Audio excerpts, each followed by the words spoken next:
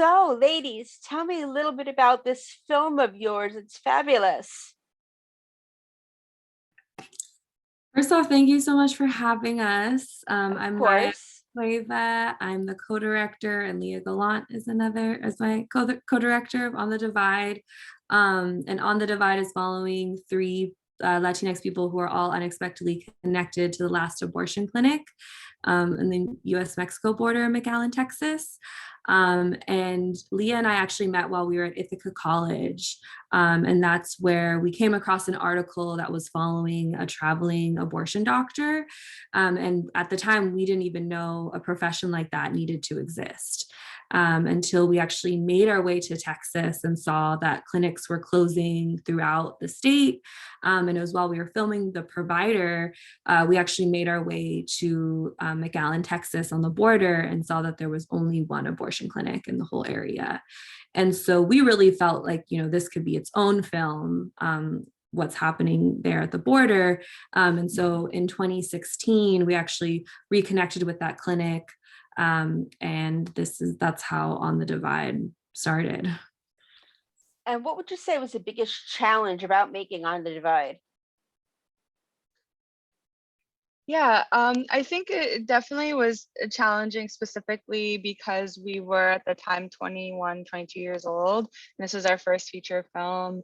And I think because of that, we encountered a lot of hesitation from the industry and just funding gaps and funding needs were not met. And that was really challenging to still continue to go. But luckily we had a lot of in-kind support from our friends and family in the early days that really just each kind of trip we were like budgeting for the next trip and then kind of piecemealing it like that. And it was challenging, but at the end of the day, I'm really glad that we decided to stick with it, and that the number of years actually became an asset to our production. At the end of the day, it did take 7 years, but we were able to follow people over time, which I think is a really beautiful gift that like cinema allows us to do, and then condensing that in like a shorter feature-length film.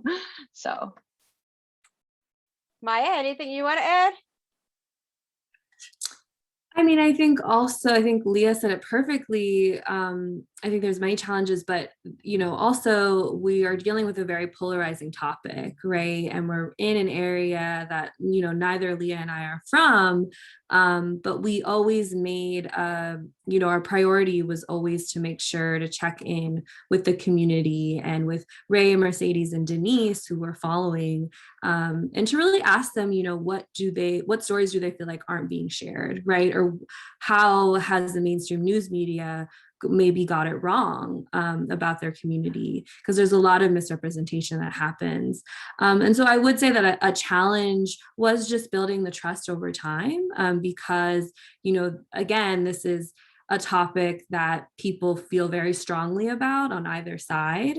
And so often just trying to build the trust and make sure that, the people that we're filming and interviewing felt safe with us, was always a priority of ours, but definitely a challenge, because I think that people are very, they don't oftentimes trust the media because of what they've seen in the past, the kind of misrepresentation that they've seen of their community.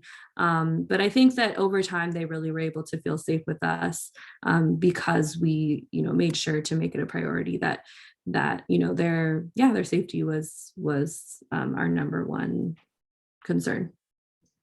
And did you get any pushback from the other side on this topic once they found out what you were doing and you were filming? So yeah, we had to be really sensitive because, as Maya mentioned, we are not community members. So I think just having that awareness going into every aspect of production and just being really respectful of everyone in the community. So in terms of being able to navigate those already really tense relationships between groups of people, our goal was to come in and ask what stories would you like to tell, and letting the folks lead the narratives that they want to be sharing with us. So I think that's how we approach just talking to everyone. And at the end of the day, what is included in the film is folks just sharing with us what they believe and feel and what they believe and felt at the time, and that is that's their truth. And so we just have it, you know, for folks to experience and make up their own decisions and thoughts on the film after that, after watching that. Maya, anything you want to add? No, I think Leah said it best. Thank you. Yeah.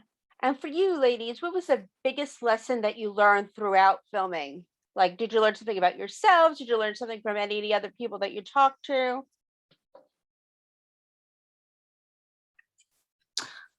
Wow, yeah, that's a great question. We learned lots while we were filming.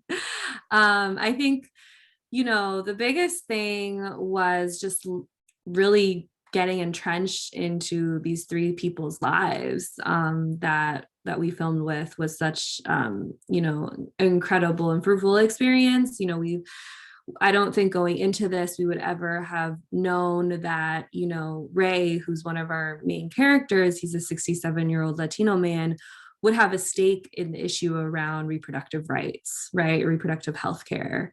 Or, you know, someone like Mercedes, who, you know, was just looking for a place to belong, right? And, you know, had a very complicated relationship with reproductive rights and choice. And then Denise is someone who is also very interesting in just like where she kind of fits in the gray area of this whole debate. And I don't want to give too much away because I want people to see it and be surprised.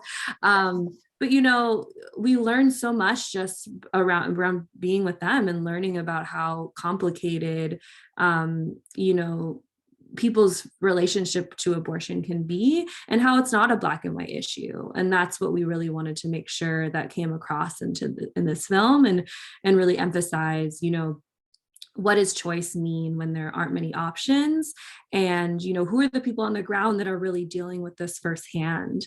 And something else that we also really learned was just about the area of McAllen. You know, this, again, I mentioned this is a border region, it's in the Rio Grande Valley. So there's a number of different, you know, intersections of issues that are happening here. So not only is there only one abortion clinic, but it's a population that's serving, you know, primarily Latinx people, but also undocumented people, right? So something that we learned while we were filming down there was, if, you know, this clinic were to close, people would have to travel over 250 miles to get to the nearest clinic. And if you are undocumented, you know, that means you might have to cross through border checkpoints, right, to get to the nearest clinic. And so you're risking deportation along the way if that happens. So there's a number of intersections with immigration as well as reproductive health care, you know, so, and then also it's not included in the film, but we actually did travel to Mexico to see what it was like there, you know, and what access was like there too. So there's a number of things going on, and we weren't able to highlight all of those things in the film because we really wanted to follow just, you know, these three characters' lives, and that's the journey that the film really took. But we do like to highlight, you know, the myriad of issues that's also happening there. Leah, anything you want to add? I think Maya summed it up perfectly. You know, I'm just really like glad that we did spend so much time with everyone, and like our perspectives have forever been widened and changed. And I just hope that some of that is experienced in the film for our audiences. And you said that you had some footage that you didn't put in the movie. Is there going to be maybe a sequel or another movie that you're going to do on the same topic where you add all this stuff? Because it is a very important topic. Yeah, so this film actually, prior to it becoming On the Divide, following the three individuals we mentioned, we were going to go a different direction and make a series first, following the last abortion clinics in regions in areas of the US. But we had a really great mentor, Lacey Schwartz, give us advice as 22-year-olds making our first feature/series. And she said, well, why don't you start with the first episode feature first before you do a whole series? So you know, of course we would be interested to expand this project and as of now, the footage that hasn't been used is potentially going to be incorporated in other like offshoot projects that we do with Impact, but nothing, yeah, nothing specific right now. That's great that you're planning on doing that. And you seem like you have an amazing mentor. Yeah, we had a few. We had a really great list of advisors and mentors, and obviously the producers being a main source of that. They were all seasoned older women in the industry, Amanda Spain, Diane Becker, Melanie Miller, and Elizabeth Woodward. And so that was incredible to have them kind of help usher and guide the film to completion. That is incredible. And Maya, anything you want to add about this? No, I think Leah said it best. I think, this film really took a village to make. We are so happy that it gets to premiere at Tribeca. It's such an honor. And yeah, again, it took us 7 years, and it's definitely been a journey, and we've started it out where it was just Leah and I kind of bootstrapping everything and trying to make it work. But we're so thankful now that, we do have a team on board, and we're able to put it out there for people to see. And for those who don't know, it will be a virtual screening will be happening on the 14th at Tribeca. So you can still get tickets to that. And I believe it'll be up until the 23rd. And then we will be on POV in the spring of 2022. So they haven't announced that date yet, but we will be sure to keep everyone in tune with when that happens. That is so incredible. What was going through your mind when you found out Tribeca? I mean, that's a big deal. Yeah, wow, it was definitely a whirlwind. It was incredible news. It was actually Jose Rodriguez, who's a programmer this year, but he was one of our earliest mentors and supporters on the project, because Leah and I actually received the Gucci Tribeca Documentary Fund when the Tribeca Film Institute was still in place. It's sad because of COVID that they were no longer to keep that part of Tribeca and those grants going. But we were able to receive that grant in 2019, and Jose Rodriguez was like a mentor when we received that grant. And then when we did the Tribeca Story Lab in 2020, right before the pandemic hit, he was also a mentor during that lab as well. And so it was actually Jose who gave me a call and was like, "Hey Maya, like, how's it going?" Like just kind of a little chit chat. And I'm like, "Oh my God, what does this mean? Like, did we get in? Is he going to tell us bad news? Like, what's going to happen?" And so it was really funny. Either way, I was going to have Leah on the call with me, if it was good news or bad news. So I was like, can I get Leah on the call as well? And he's like, "Sure, no problem." So then we both got to receive the news that we got in, and it was an amazing feeling. I don't know if Leah, you have anything else you want to add?